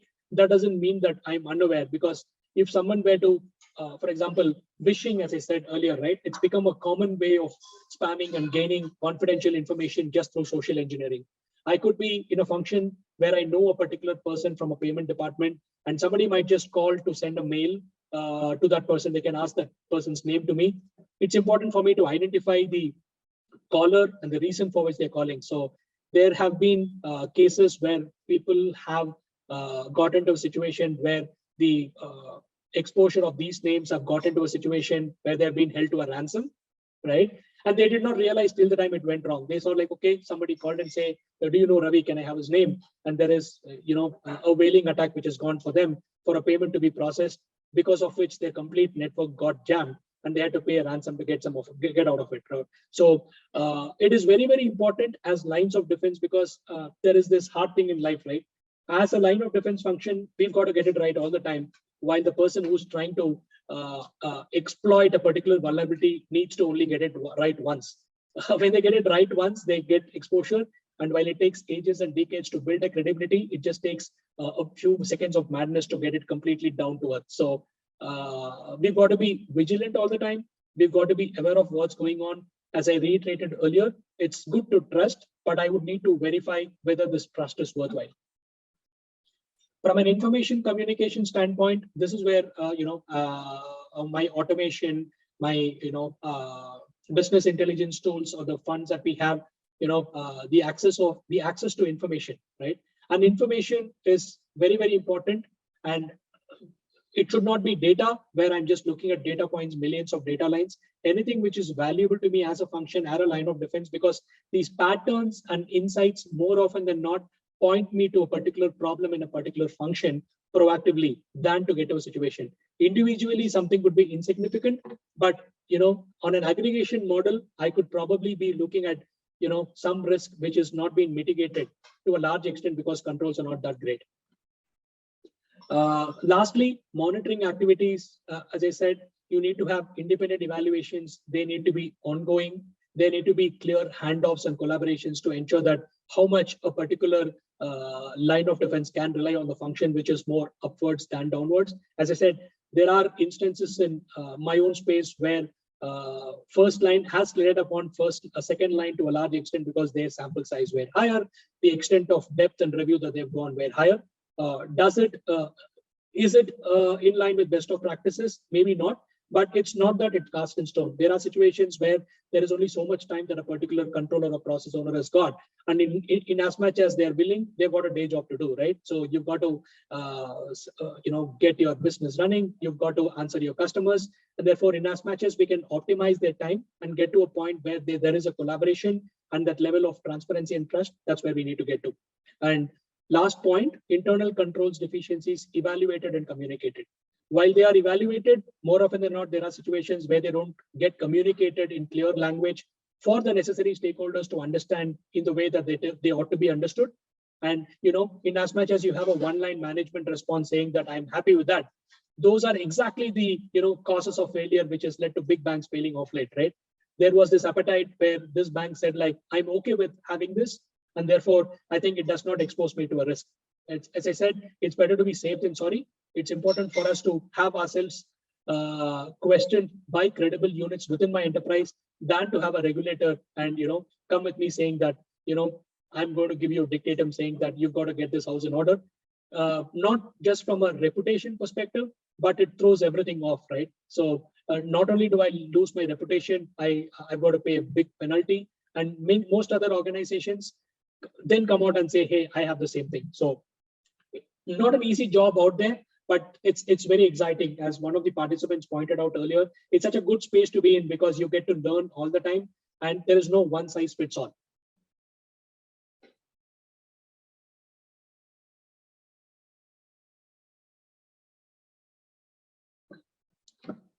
It's about 7:40 now. I think Deepika, we can probably share it with the groups as well. I can probably open it up with any kind of experiential sharing or perspectives from the participants, or Ravi or Deepika, you can as well, based on your experience that you've done in IT controls and audit. We can keep it that way. I hope it's not boring and going good so far. Is that okay?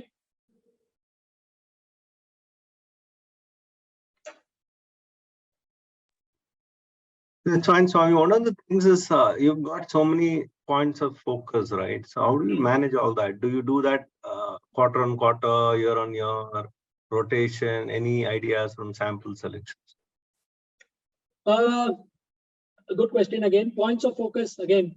It certainly cannot be monthly or quarterly. In our organization, we keep it more half yearly, where there is a central control council which sits and looks at the key focus areas that probably need the management's attention. And from a sample selection standpoint, again, depending upon, there are some organizations which use software which help them, depending upon the rating of risk, which could be, if it is high, obviously my sample size needs to be for a larger period of time. And there is this tools that we use, which throws up based on the confidence level that these are the, sampling methodologies.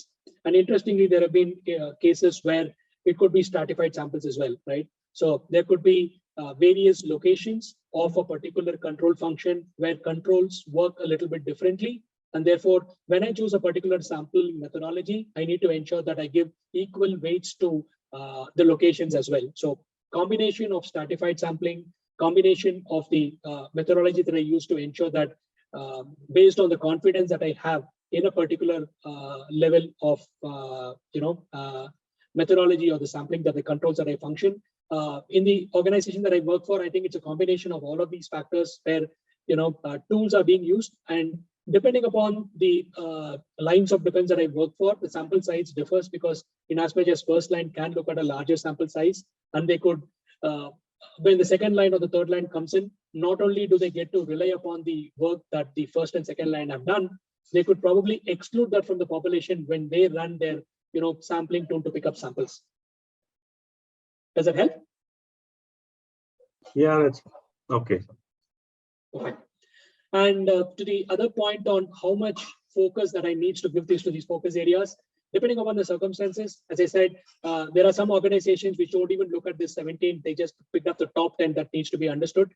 again, more to go with the tide in terms of if I need to do a lot of work on automation, business intelligence, proactive way of identifying the risk, looking like, rather than validating or, remediating a particular customer issue, can I get my preventive controls better to ensure that I'm able to strengthen or fortify my control to address a particular risk? There are organizations which have implemented IT controls despite the fact that they were cost prohibitive, to ensure that, given the control activities and the business growth that I'm having, I would rather have it now and spend that, X million dollars to get my technology better than to be in a situation where I only look at exception reports and reconciliations. So depending upon the maturity and more importantly, the level of importance that people are willing to invest in these lines of defense, I would rather have, than being a siloed function, looking at just budget, saying that I can't have, for example, an internal audit function to use this tool because it's cost prohibitive. I would rather have it now to put that extra X dollars than to get to a situation where I'm addressing an issue or a finding from a regulator, which puts me in a spot of bother and, put myself in a situation where my reputation goes for a toss, where there is a credibility question on whether my controls are in fact positioning, functioning the way that it ought to be.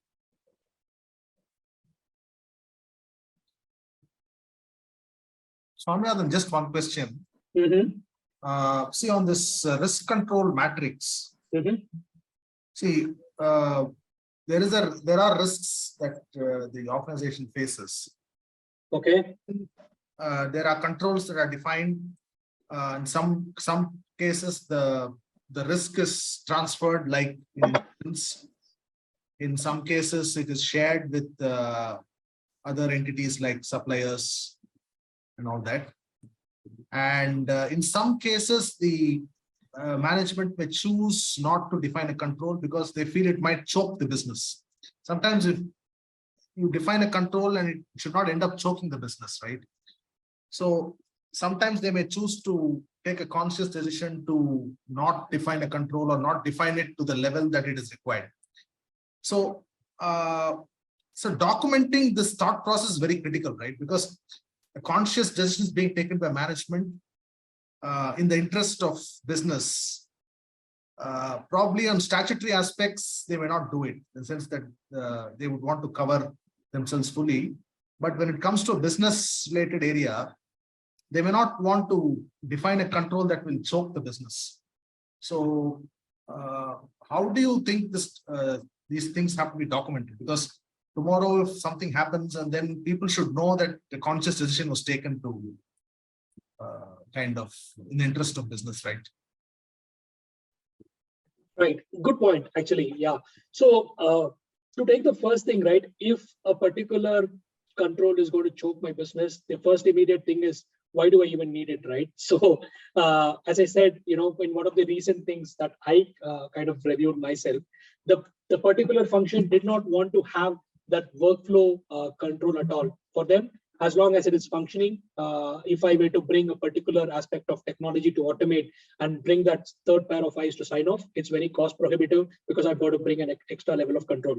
So if it is cost prohibitive, as long as I'm able to document the fact that I'm okay to live with it, and on the other side, there are some risks, like typically when it happens to, the insurability, the reinsurance and all that, there are some things which can be transferred. But from a mitigation standpoint, if it is going to be of a stage where it is going to be, restrictive of cost, and therefore I wouldn't want to invest X million dollars because I'm only having so much of a budget on hand. But depending upon the depth of the case, right? The criticality of the risk. There are certain things where you obviously cannot say that I'm going to not implement a control at all. If it is going to choke my business down the line, it's going to have that, a line of sight or the foresight in terms of how this, if I were to be in a situation where I'm going to expose myself to an internal or external fraud, and therefore I need to have a screen to ensure that I'm able to validate or authenticate a particular customer or have a disclosure and all that, there is a non-negotiable aspect of certain controls.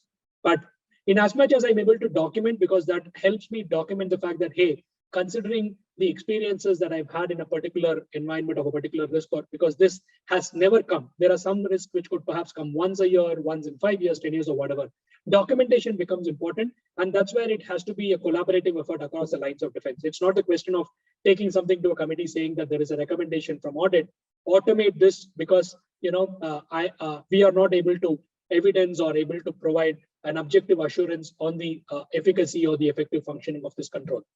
Not a direct answer, but that's where the documentation of what you get into the risk and control matrix gets better. In my own organization that I work for currently, there are risks which have been not mitigated, where controls which have not been evaluated, they are saying that this is more a supporting control, a steering control, not a frontline or a key control, and therefore you don't have to evaluate. That's the appetite call that organizations take, right? Again, as long as there is collaborative and agreement across the groups, I think that's where it addresses. And it's not a straightforward answer at all. No, just one specific point. One area where there's a typical pushback when the third line of defense, they want to introduce a control, is that it delays the process. Introducing additional controls delays the process. And today, where speed is very important for business, they feel that any delay is not acceptable. So that is one area where they feel is this control necessary? Because every time you introduce a new control, it's going to take time, and it's going to slow down the process. Got it. Any example that you can share? I see your point. I see the essence of, nothing in life, especially when it comes to setting up a control, is easy, right? You've got to take some kind of calculated risk to ensure that you've got to be this thing, right? So as I said, if it's going to impact, one typical example is any approvals. Somebody is a project approval or a suspense approval. Suppose you want to bring in more departments or more people into the approval process. That typical pushback, because we might genuinely feel that more people need to apply their mind before the approval is given. But then the reason given is if more people have to be brought into the workflow, it will slow down the approval process, and that will impact business. I agree. And I have also seen live instances, again, not to take the names of companies, right? You have these challenge codes when it comes to authorization of payments and all that. And for the benefit and to ensure that there is segregation of incompatible duties, there are 3 or 4 human beings which have all of these challenge codes. I have personally seen organizations where one person keeps all of these challenge code machines with themselves. Right, so to expedite a particular process, and we've identified it's more how much you are going to balance comfort and convenience versus it's a ticking bomb, right? There have been instances where to ensure that I don't have to go to my business head, division head for a travel approval, but we kind of pointed it out very, very clear, saying that you obviously can't take a photograph and say here is what is happening, because all said and done, based on what you know, what you have, what you are, unless it's a biometric, there is so much only that you can do, right? 6 months from the time that we found out there was a fraud which happened because the same person, there was collusion, right? And they got to a situation where they had to completely redesign the whole system. Again, your point is certainly right. It's a control. You wanted another example, another classic example. But was it relevant? Was it relevant? It was relevant. Yeah. No, the other classic example is credit. Companies, when customers have not paid and they have huge outstandings, then should we invoice further? And then the business heads say, no, we have to invoice. If we don't invoice, we can't stop billing the customer and all that. But then they have huge outstandings, and at some point you want. So there is always a tussle on that credit to customers. Absolutely, I agree. Especially in terms of big banking and financial institutions, right? If they have not. No, even manufacturing companies, when they invoice their customers and there are huge outstandings, 90 or 180 days and all that, but business, they still want to continue to invoice the customer. So, but then the internal audit and other finance feels that they have not paid, and how can we continue to keep invoicing? Is that not a risk? Absolutely, spot on. And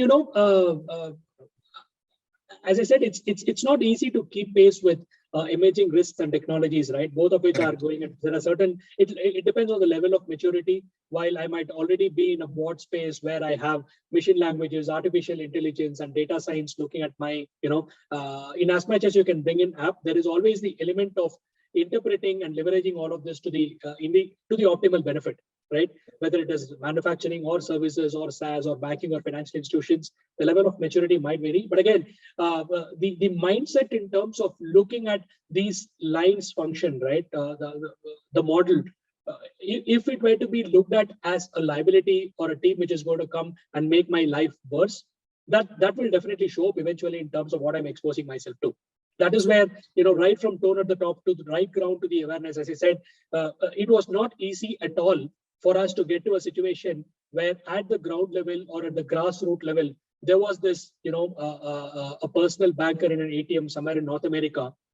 If they were to understand what we are coming to them with, and if they were to have understood what a control document and how it is different from a process document or a process flow, that's where I typically feel, the line of the line function has succeeded. To where we started a couple of years ago to where we are today. If you ask in terms of learning LMS, is it there? Have we gotten better? Because even in terms of the funneling, right, from the, the controls which qualify and come to us for review, we kind of give back half of them simply because the level of documentation that they have had, because what is not getting measured is not getting monitored, as I say. Like, have we gotten better? But the answer is perhaps yes, but not across divisions. There are some divisions which are still hell-bent on, I won't get there because I am not a customer-facing function, and therefore I am happy with where I am today, right? So, but when they get audited or reviewed by a regulator tomorrow saying that here is a regulation which has come up in 2021, here is a particular subsection that you have not complied with, do you answer? That's when they come up to us saying like, hey, can you help? It's more an SOS call. The same observation or a recommendation that we are given about 9 to 12 months ago, which was overlooked, it is being taken at the time where, we are not able to help, but to work with them to get kind of an issue raised and sorted out. Not a straight, puzzle, but it depends upon how mature and how open an organization, and more importantly, all of these stakeholders across the value chain and the lines of defense position themselves. That's most important.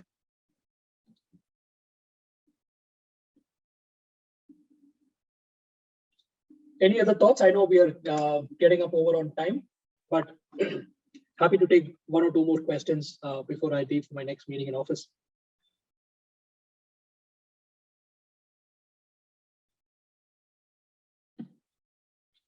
So I had one question, Swami, on the self-regulation, right? Self-compliance. How is that helping LOD1, specifically LOD1?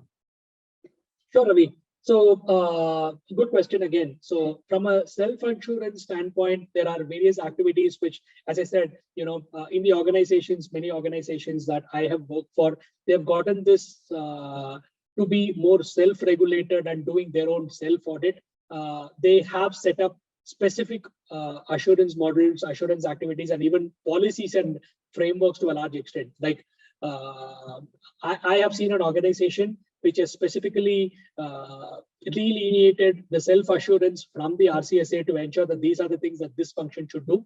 Are we there in terms of getting better to ensure that we are able to address the risks better? Are we able to get to the level of controls to ensure that I'm more self-regulated, where I'm able to walk in with, the first line of defense with a situation or a condition, hey, this is an issue that I have self-identified? The answer is perhaps yes, because more often than not, in as much as 1.5 years or 2 years earlier, they were waiting for these lines of defense to identify issues. Now they come with self-identified issues along with action plans and typical points of focus on what has been done and what needs to be done. It has definitely helped to get ourselves better to fortify our risk and regulatory infrastructure. But again, from an affordability standpoint, not all industries or functions or organizations can afford to have a line of defense which is hundreds and thousands. In as much as people might do with staff augmentation, loaning, and getting expertise from subject matter expertise from organizations, consulting organizations, and all that. But self-regulation, to a large extent, has helped organizations get better. Does that address a part of your question? Yeah, that's fine. Sorry. Thanks. And about you mentioned about emerging technologies, right?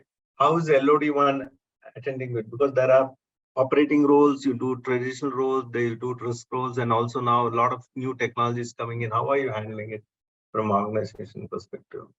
Because you need to adapt some of this technology latest, but business moves on into latest technologies. Will you have time? Is there a separate team to handle that, or how do you fix that? Thanks for that again, Ravi. Yeah, so definitely in terms of maturity and adapting and embracing, we have gotten, in fact, so much so that some specific functions we have exclusive reporting analytics and data analysis, which looks at using these artificial intelligence tools to get better. In large functions, there is this close proximity where they have their own technology enablement function, which looks at what are the emerging technologies, which helps me not just address the risks which are, but that which are emerging as well. I have personally seen a lot of functions get very, very matured in terms of embracing futuristic technologies, get themselves better. Although it's not reflecting on their budgets, they're okay to take that because they know 6 to 12 months down the line, this is going to get their help, get their life get better. So in terms of getting themselves to a position where they are able to address the risk, fortify the controls, get to a position where I would rather fortify my control today than to be in a situation. And more importantly, it's not a question of replacing machines with humans. In as much as you can bring your AI or chat GPT to a large extent, there is only so much that you can do when it comes to exclusive or specific functions like advisory, for example, right? So on that, these technology automation functions, in as much as they are in the first line of defense, it helps a lot for two reasons. One, I'm more closer to the business to understanding what the business demands, drives, and what is emerging in the next few months. So we have mapped most of these functions to the first line to ensure that there is a holistic view of what the expectations are, and more importantly, looking down, especially if there are functions and GCCs in multiple locations, which more or less carry on the same task, but the technology that is available is better. They are getting embraced in a much faster pace than they were a few years ago. But the more they are aligned to the functions which is most closest to the business, that's where the difference is and that's where the value lies. Okay, thanks, Swami. Thanks very much. I know we're on the top of the hour. I can probably take one more question. And thanks, Ravi, and the full audience for keeping me engaged. I hope it was useful. I can probably take one more question before we sign off, if that's okay.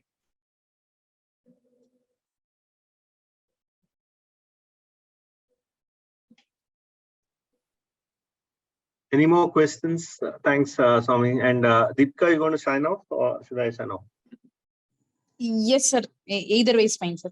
Yeah, go ahead. Go to the summary. A lot of new thoughts, new inputs. But I can go for one more hour. But Swami has got other schedules. Apologies, Ravi, if I'd had, but yeah, happy to do it periodically. But it's just that I've got to jump out to another call. But such a pleasure and honor being here. It's always good to reflect, learn, understand, share perspectives, wisdom, and all that. So I think you must have heard a multitude of various experiences that we've been through. I will also have Deepika share this slide set with you more as a reference material. But as I said, it's very, very important to earn that place that we get, whether it is internal audit or compliance or risk manager. It's not the title that matters. It's the value that we put to that particular role. Always keep our, we've got to keep our eyes and ears open into what is happening across the industry. And it's not always that you've got to get a yes from a control owner or a stakeholder. There could be situations where we will be credibly challenged.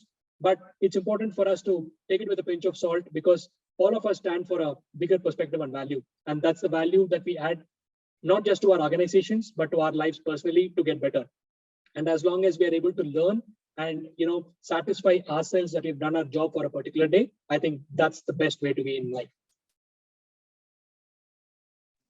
Thank you, sir. Thank you very much for sharing your time and thoughts and perspectives. I hope all our members have been benefited with the session, and you itself will know based on the interactions and very relevant questions raised by our participants. Thank you very much. Super input, sir. Take care. Good night.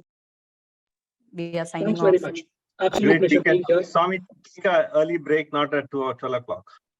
No, I've got at least 5 hours on. Sure. Thanks very much, Ravi. Looking forward to meet you soon. Yeah. Thanks Yes, very much. thank you. everyone. Thank you. Bye. Bye.